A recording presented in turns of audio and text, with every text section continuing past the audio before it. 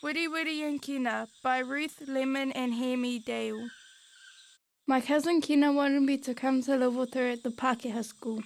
Oh we, the food is delicious. Let's go, Wiriwiri. We'll eat Pākehā bread and learn to read and write. What's read and write? She showed me writing and we made marks in the dirt. Hurry up, Kina, I yelled. We sprinted to school. There were heaps of people there. Some were chiefs, some were servants. Kina and I sat at the back. A Pākehā man spoke. I am Te Kenara. He approached us and gave me and Kina a brown thing. This is a book, he said. Whoa, I couldn't even count all the marks on this book. The teacher pointed to a page and said, Ngā reta nohi nohi. We followed him. The small letters. We wrote on a slate. A, E, R, T, N. Then we copied. We scratched with a hard stick on a slate. Hooray! Because it was so sunny today, Kina and I ran outside.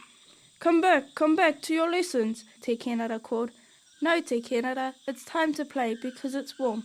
We'll come back to learn when Rangihoua is cloudy. We ran down to the beach. We were playing at the beach. I was dancing, Kina was scratching in the sand. All of us children were singing. Te Kenara sat down next to Kina to see if she was drawing her letters.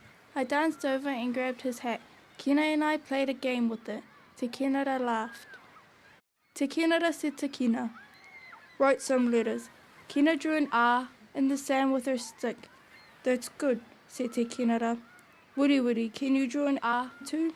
I tried, but I couldn't remember the shape very well. Kina made another mark in the sand. Look, Te Kenara, I can make a P too.